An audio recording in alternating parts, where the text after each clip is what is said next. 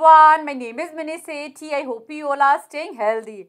Today we are going to talk about selling cost by Chamberlain under monopolistic competition. Selling cost means total expenditure on marketing and sales of product.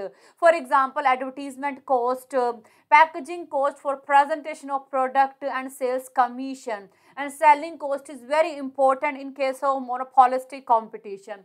First of all, we will see optimum selling expenditure when price and product design is constant. So here we assume price and product design is constant. On x-axis we have output, y-axis we have price, cost and revenue. Here you can see our price is constant. APC is average product cost. This is simply average product cost. In this cost we don't include any type of selling cost. Now suppose we start doing expenditure on advertisement, and advertisement is our selling cost. As a result, our average cost will increase. This will be our new average cost.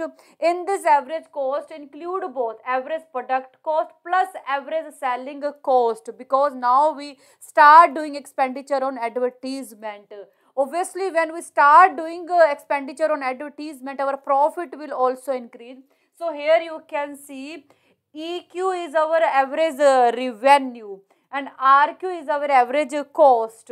And difference between EQ and RQ will be called our per unit profit, or we can say the difference between average revenue and average cost will be called our per unit profit. So difference between EQ and RQ is ER. This ER will be called our per unit profit, and this total part KPER will be called our total profit. And difference between APC and this AC will be called our optimum selling expenditure. APC is our simply average product cost, and this AC will include both APC as well as ASC. AS means average selling cost. And difference between this AC and APC, this part will be called optimum selling cost. Now we will see when price and product design both are variable. That means now we can change both price as well as product design. First of all, we are going to talk about short time period. Marginal revenue curve, average revenue curve, average product cost, marginal cost. Initially, we are not doing any kind of advertisement expenditure. That's why we are just receiving normal profit. As we know, when average product cost is equal to average revenue, that means we are just receiving normal profit. At this R point, you can see average revenue is equal to average product cost. So at this point, we are just receiving normal profit because we are not doing any expenditure on advertisement. So without any advertisement expenditure, firm was just receiving normal profit. Now suppose in order to increase their profit, firm start doing expenditure on advertisement. This diagram seems difficult but actually very easy. Now suppose in order to increase profit, firm do expenditure on advertisement.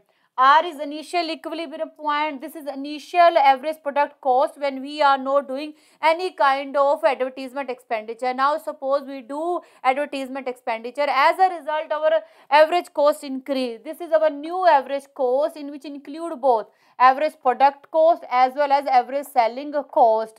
This is new margin revenue curve, this is new average revenue curve, and this is a new average cost curve, and this is new marginal cost curve. Now we will see profit of firm after doing advertisement expenditure.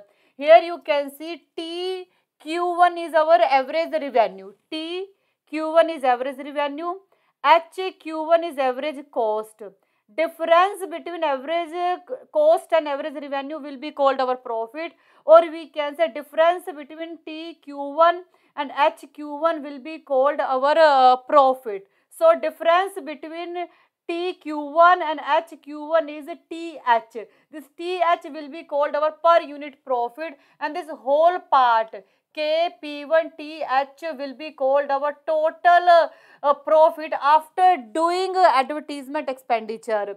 So here you can see before any kind of advertisement expenditure, at this R point, a firm was just receiving normal profit, but after doing advertisement expenditure, firm is receiving supernormal profit. So this is positive effect of selling cost. Now we are going to talk about long time period when price and product design is variable.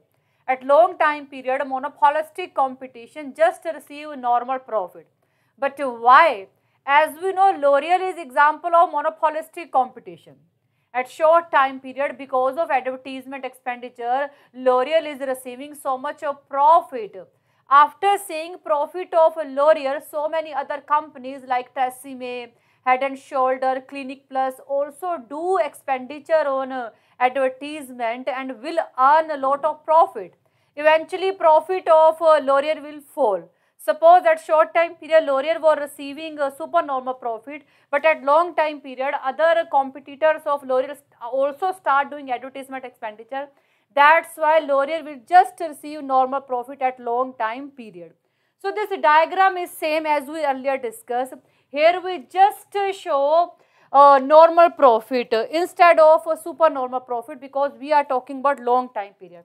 So at this K point, firm is just receiving normal profit. As we know, when average cost is equal to average revenue, that means firm is receiving normal profit. So at this K point, average cost is equal to average revenue. That means firm is just receiving normal profit. So this is all about selling cost by Chamberlain under monopolistic competition. I think you got it, and thank you so much for watching this video. Bye. Take care.